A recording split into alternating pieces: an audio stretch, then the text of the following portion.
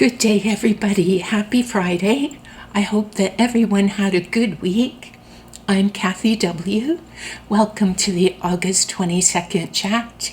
For anyone who is new, these Friday videos sometimes share hints and tips. They are always about crochet and sometimes about knitting. Occasionally a chat about yarn or our tools we use, and always it is a place to grab our coffee and tea and have a visit. This week I had a couple of surprises from friends, very unexpected, and I am so grateful. The first surprise. Hi, I'm popping in for a second to let you know I had to clip out a little bit of the video today, and I received a lovely gift of a pattern, but reached out to get permission to talk about it here later than I should. I haven't heard back to make sure that it's okay to talk about it here, so maybe I'll be able to let you know about it next week. For right now, I'm just gonna take that little bit of the video out and see if I can hear back for next week's video. Sorry about that. And now on for the rest of the video. Something that came in the mailbox, and on a day when I was feeling a bit down, this was such a lovely thing. I was so excited and could not wait to open the package, so we cannot open it together here. First, I will show the front of the card. It is a bunny. Yeah, and Tami especially asked her friend to make something with fabric that has bunnies on it. Look at the fabric. Oh, it's got little flowers and some toadstools and bunnies. And it's a beautiful project bag. There we go. And something that Tami couldn't possibly have known. A family member who is no longer on earth used to call me Little Star. The other fabric on this bag has little stars on it. And this month is that person's heavenly birthday. When I saw all of this, all I could think of is thank you, thank you, thank you, Tami. The person who made this beautiful bag, she has an Etsy shop. She's an expert quilter named Kathy Larson, and her Etsy shop is called Wooden Needle Nook, and her name is Kathy Larson.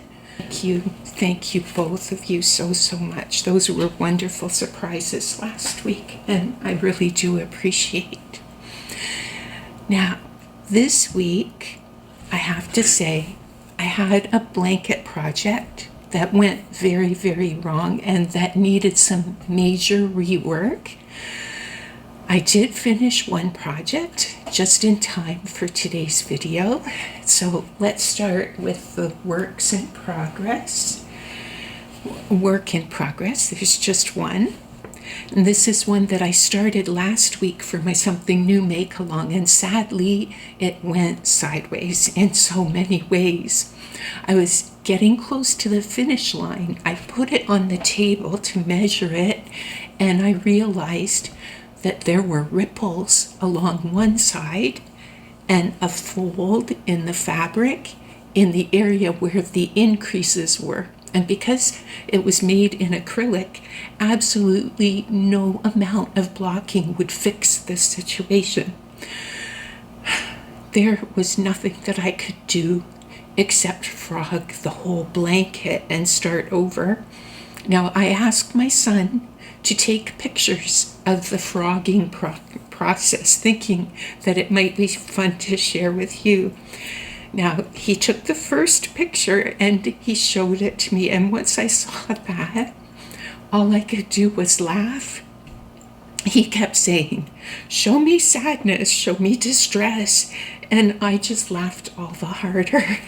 I kept thinking of that first picture and could not stop laughing. So this blanket must be the happiest fraught project on record. So for this second try at the blanket, I am using a whole new pattern. I am not using the Bernat Super Value, the ivory color in the second try. Mixing that Bernat with the Hirschner's yarn in the blanket, it might be what caused the rippling. So although I wish that I had the ivory color to add in, I'm just going to use two colors. For this new one that I've just started, I'm using a combination of Hirschner's Worsted 8, Deep Woods, and Radiant Orchid. So here's the Deep Woods color, and here's the Radiant Orchid color. And eventually I'll have all of the Radiant Orchid ones trimmed in one row of the Deep Woods. So there we go. Those are the squares that I'm working on. Yeah.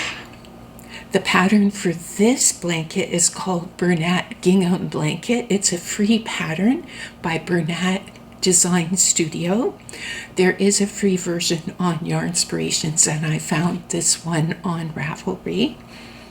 And the colors that I chose for this one are garden colors, because this is my project for the Something New Make-Along. For anyone who would like to send in pictures for the Something New Make-Along, just a quick reminder that this month's pictures should be emailed to me by August 29th, and the slideshow for that make-along will be on September 1st. So there's that one. I'm almost finished. I still have a bunch of the green solid ones to do, and then I'll put this one together, and that will be a Boggy Creek blanket. And now for finished items. My finished item this week is for the summer crochet along that I'm co-hosting with Judy. The pattern is the Honey Ripple Scarf, designed by Burgundy and Blush. Goes this way.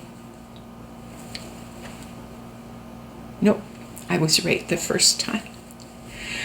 I changed the stitch pattern a bit on the final repeats. It was a bit of an oopsie. I began to use single crochets rather than the windows rows in some of the repeats toward the end of the scarf. And that by the time I realized the mistake, the ends were all tied in, and I don't have enough yarn to fix the rows. So it will need to stay as is. And this is what I get for crocheting really late at night. I will try to pay closer attention when I'm making my second one.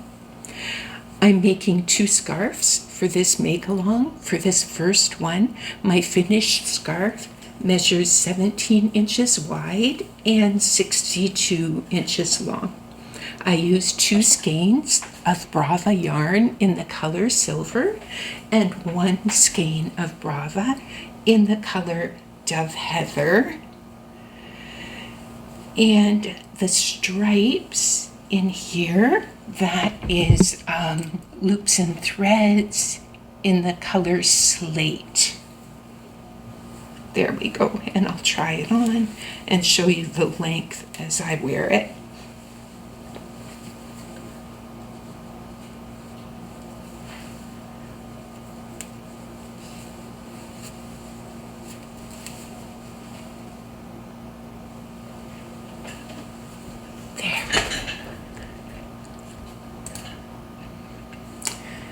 The hook size, and the hook size for this one was a 5mm hook.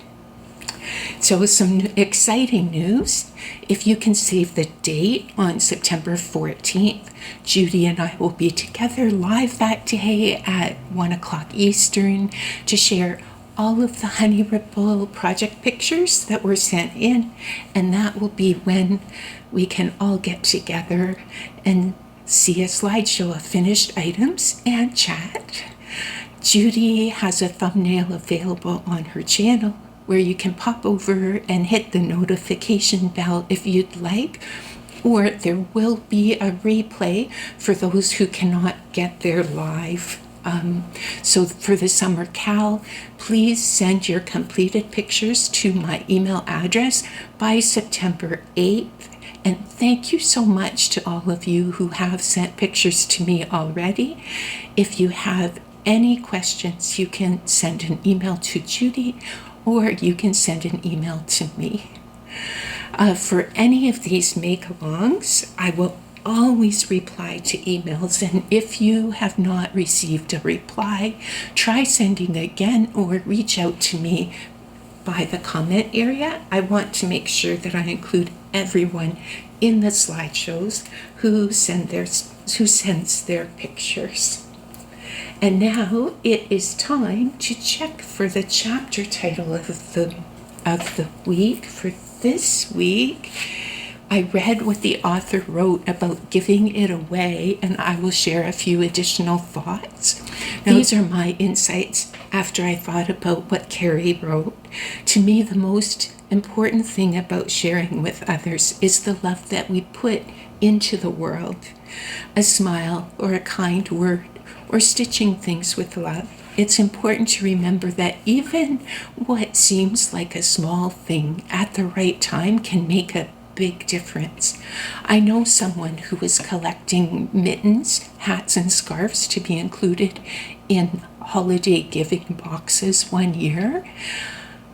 In the box were many things, and yet the item that brought tears and great relief to a mother who received one of these boxes was a pair of handmade mittens. A girl's family member made mittens for her daughter every year, was not able to make them that particular year, yet there was a pair of mittens, handmade and in the box, ready for the girl. The other things in the box were important, and yet all the love stitched into those mittens. Wow, as soon as the mother saw them, that was what meant so much to her. A pair of mittens at the right time, making such a big difference. What we create, whether it is for a gift or to donate or to sell, is no small thing. It is made with love and can bring such joy to those who receive it. And a kind word or a smile, the same thing, can bring such joy to those who receive it. So if you would ever want to find a copy of this book to read Carrie's perspective about these 30 ways to ignite creativity and the little spark, I typed a few places in the description box of where you can find a copy if you'd like. Thank you, everyone, so much for being here, for sharing in your comments and leaving your thumbs. Have a wonderful week. Enjoy your crochet. Enjoy your knitting. And I hope to see you next video.